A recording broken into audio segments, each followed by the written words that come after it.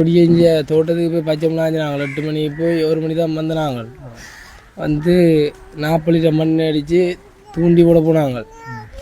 எங்களோட துறைகளுக்கு தொண்டமார்களுக்கு நேராக 14 கிலோமீட்டர்லாம் போனாங்க. அங்கே போக தூண்டி அடிச்சிட்டு மீன் அடிக்க வீட்டை எங்களோட தூண்டியில் ஒரு மீன் தான் அடித்தது. வேண்டை போட்டு பக்கத்தில் நின்றது. நான் சாப்பாடு ஒன்று வாங்கிட்டு நாங்கள் கொட்டுப்பட்டுட்டு ஒரு போட்டில் போனாங்க. சாப்பாடாக கொண்டு போட்டு அப்போ சாப்பாடு வேண்ட போட்ட கேட்க கொண்டு விட டப்புண்டு எனக்கு கத்தியால் ஊற்றினேன். அதெல்லாம் முதல் தாக்கிறேன். பெட்ரோல் குண்டால் எறிஞ்சேன்.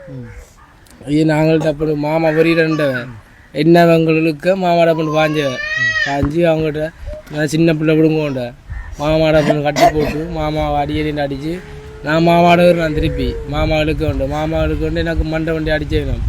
நான் சாப்பாடு தான் போடுவாங்க. அவர்கிட்ட இந்த கடல் ஒன்று மடுக்கன்னு போயில அவர்கிட்ட போவங்களுக்கு சரியான அடியும் அதுக்கு காலை தான் அமைஞ்ச காலை தான் குத்து காயம் மண்டை நாரி தான் கண்டல் காயம் ஒன்றுக்கு நாளாக போயில எல்லாரும் எங்களுக்கு முதல் தாக்கினோம். அதுக்கு பேர் நாங்கள் சிதா நின்றாங்க சமாளித்து கொண்டு சாப்பாடு இஞ்சில் எழுத்து கொண்டு மாமா கொண்டு விடணும் கிடைக்கி போட்டெல்லாம் முடிஞ்சிட்டேன்ட்டு அவர் இடிச்சு போட்டுக்கெல்லாம் முடிச்சு போட்டுலாம் நொறுங்கிட்டு நாங்கள் போனாங்க. பின்னுக்கு போவங்களுக்கு கண்ணுகளால் அறிஞ்சேன்.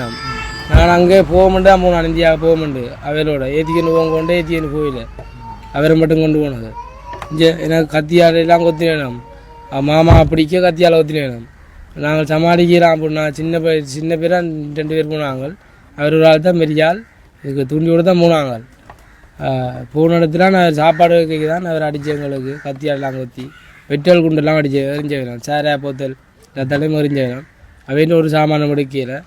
நாங்கள் அடித்த ஒரே ஒரு மீன் தான் கொண்டு வந்து நாங்கள் போட்டெல்லாம் பிடிச்சி விடாச்சிட்டீங்க அவையில் கூட போட்டு.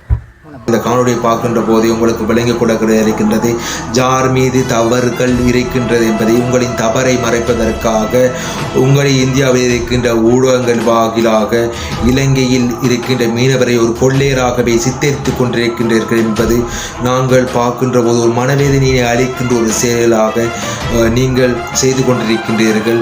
அவரை மூக்கத்தனமாக தாக்கி உங்களின் குற்றங்களை மறைப்பதற்காக உங்களின் ஊடகங்கள் வாயிலாக நீங்கள் உலகத்துக்கு இலங்கையில் இருக்கின்ற மீனவர் ஒரு கொள்ளையர் மீனவராகவே நீங்கள் காட்ட முன்வருகின்றீர்கள் என்பதையும் நாங்கள் தெளிவாக அறிந்து கொள்ளக்கூடியதாக இருக்கின்றது.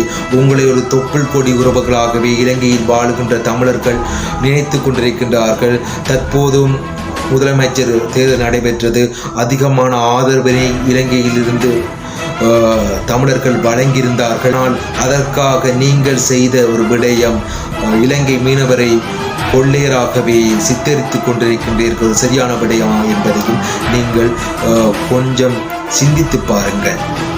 அது மட்டுமல்ல, இலங்கை வாழுகின்ற உறவுகள் உங்களை ஒரு உடம்பிறப்பாகவே நினைத்து ஒரு தொப்புள் கொடி உறவுகளாக நினைத்து கொண்டிருக்கின்ற இந்த நிலைமையில் இவ்வாறான செயல்கள் இடம்பெற்றிருக்கின்ற இந்த செயல்கள் சதியாக இருக்கக்கூடும் என்பதைத்தான் அனைத்து இலங்கையில் வாழ்கின்ற தமிழ் மக்களும் இந்தியாவில் வாழ்கின்ற தமிழ் மக்களும் உணர்ந்தக்கூடிய ஒரு விடயமாக உணர்ந்து சரியான முறையில் தெளிவான முறையில் என்ன விடயங்கள் நடைபெற்றிருந்தது என்பதையும் சரியான முறை அறிந்து கொண்டு உங்களோட கருத்துக்களை வெளியிட்டால் சரியான முறையில் உங்களோட உறவுகள் மீதும் இலங்கையில் வாழ்கின்ற உறவுகள் மீது தமிழர்கள் மீதும் இந்தியாவில் வாழ்கின்ற தமிழர்களின் உறவுகள் மீதும் எந்த ஒரு விரிசல்களும் ஏற்படாமல் உங்களின் உறவானது காலங்காலமாக தொடர்வதற்காக எந்த ஒரு பிரச்சனையும் இல்லாமல் தொடர்வதற்காக சரியான முறையில் யார் அந்த தவறுகளை செய்திருந்தாரோ அவரை சரியான முறையில் சட்டத்தின் முன் நிறுத்தி அவருக்கான தண்டனையினை வழங்க வேண்டும். இந்தியாவில் வாழுகின்ற உறவுகள் இதற்காக முன்னெடுக்க வேண்டும். இந்தியாவில் வாழுகின்ற உறவுகள் இலங்கையில் வாழுகின்ற தமிழர்களை வைத்து கொண்டு அரசியல் நடத்தி கொண்டிருக்கின்றீர்கள். அவர்கள் தற்போது காணாமல் சென்றிருக்கின்றார்கள். எதற்காக அவர்கள் மௌனமாக இருக்கின்றார்கள் என்பதையும் நாங்கள் அறியவில்லை. எதற்காக அவர்கள் இன்னும் மௌனமாக இருந்து கொண்டிருக்கின்றார்கள்? இது யார் மீது தவறு என்பதை சரியான முறையில் நீங்கள் தெளிவான முறையில் விசாரித்து அதற்கான தண்டனையை வழங்க வேண்டும். சட்டத்தின் முன் உங்களின் அனைத்து செயற்பாடும் இருக்க வேண்டும் என்பதை தான் இந்த காணொளியாக உங்களுக்கு சொல்லிக்கொள்ள விரும்புகின்றோம். உங்களை நாங்கள் ஒரு தொப்புள் கோடி உறவுகளாகவே நினைத்து கொண்டிருக்கின்றோம். உங்கள் உறவு மீதும் எங்கள் உறவு மீதும் எந்த ஒரு பிரச்சனையும் இருக்கக்கூடாது என்பதற்காகவே இந்த காணொளியானது உங்களுக்கு வெளியிடப்படுகின்றது. இந்த காணொளி அனைவரும் ஷேர் பண்ணுங்க. ஷேர் பண்ணி உங்களோட கருத்துக்களை இந்த காணொளியாக நீங்களும் தெரிவிக்க வேண்டும் என கேட்டுக்கொண்டு இதோடு எனது காணொளியை நிறைவு செய்கின்றேன். நன்றி, வணக்கம்.